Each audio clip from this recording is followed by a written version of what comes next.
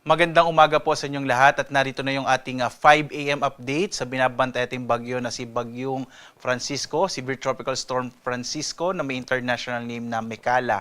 Kahagabi po, ito ay pumasok ng Philippine Area of Responsibility, yung ating Severe Tropical Storm around 10 p.m.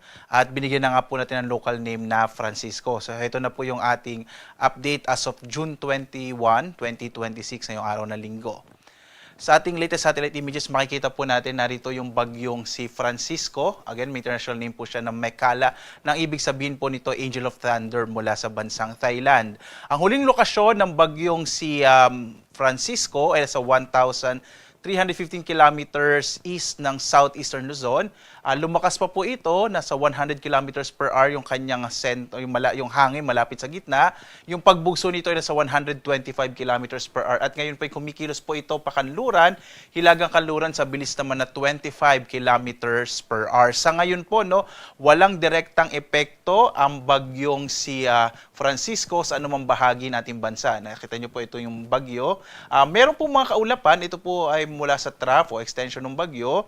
Nadala po ng bagyong si Francisco at ito yung magdadala ng maulap na kalangitan na may mga pag-ulan particular na sa Bicol region at sa Eastern Visayas. Ngayong araw po yan. Samantala, ang southwest monsoon or yung habagat ay nakakaapekto na sa bahagi ng Mindanao. Kaya ngayong araw po mapapansin natin magiging maulap ang kalangitan at malaki ang posibilidad ng mga kalat-kalat ng mga pag-ulan, pagkilat, pagkulog dahil sa pinagsama epekto ng trough o itong extension ng bagyo at gayon din itong southwest monsoon o habagat. Makikita niyo po maulap sa malaking bahagi ng Visayas, kasama po ilang bahagi ng Southern Luzon, particular na Bicol region, kasama din yung Palawan at Mindanao. So mag-ingat po sa mga posibilidad ng mga flash floods and landslides dulot ng mga kalat-kalat ng mga pag-ulan dahil sa dalawang weather systems po na ito.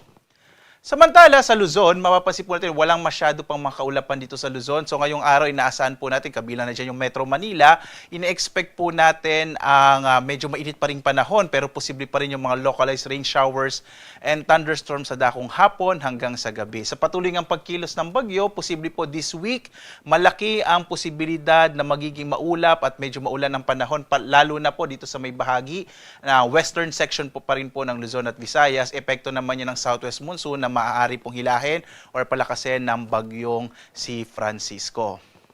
Narito naman yung ating latest track sa bagyo. Ito po yung ating latest track. Makikita po natin magpapatuloy ang pagkilos ng bagyo, pahilagang kanluran sa mga susunod na araw. Posible po within the day or tomorrow, ito po ay maging isang typhoon category. Mapapansin natin sa track, pwede po mamayang alas 2 ng hapon. Ito ay nasa typhoon category na.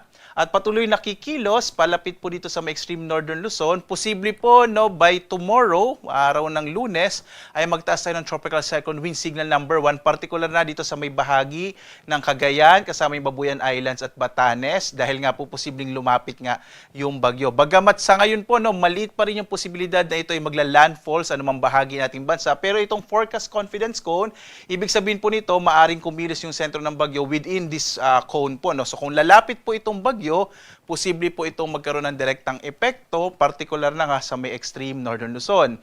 Patuloy itong kikilos at by Thursday or Friday, ito ay nasa may bahagi na po ng southern part ng Japan. So ito po yung ating posibleng maging pagkilos ng bagyong si Francisco. At sa patuloy niyang pagkilos pahilagang kanluran, maaari nga pong lumakas yung habagat, kaya magiging maulan or malaking posibilidad ng maulap na kalangitan na may kalat-kalat na mga pag-ulan, lalong-lalo na po sa may kanlurang bahagi ng Luzon at Visayas, kabilang din yung kanlurang bahagi ng Mindanao.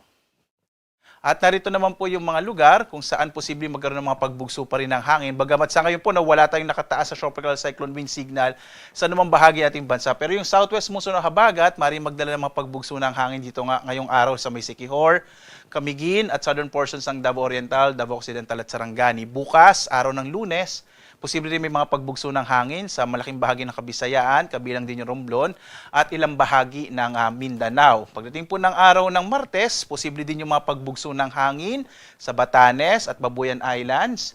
Ganyan sa ilagang bahagi ng Cagayan, Apayao, dito sa may kanlurang bahagi ng Luzon, kasama rin yung Aurora, malaking bahagi ng Southern Luzon, malaking bahagi ng Kabisayaan at ilang bahagi po ng Mindanao. So mag-ingat po no dahil sa mga pagbugso ng hangin, maaari po tayong magkaroon ng mga disgrasya, kaya dapat po iba yung pag-iingat po no dahil nga bagamat walang nakataas na tropical cyclone wind signal, posible pa rin yung mga pagbugso ng hangin. Iba yung pag-ingat po mga kababayan. Sa lagay naman ng ating karagatan ay wala po tayong naka-issue na gale warning sa anumang bahagi ng ating bansa. Ibig sabihin, posible pa rin pong pumalaot yung mga sakyang pandagat at mga bangka sa mga baybay na ating kapuluan. Samantala, banayad hanggang sa katamtaman naman na magiging pag-alon ng karagatan. Mag-ingat na lamang po kapag may mga thunderstorms, ang patuloy na paalaala ng pag-asa kapag po may mga pagkilat pagkulog. Kung minsan, nagpapalakas yan ng alon ng karagatan. Kaya iba yung pag-iingat, lalong-lalo na sa mga maliit na sakyang pandagat at mga bangka sa mga baybayin po ng ating bansa.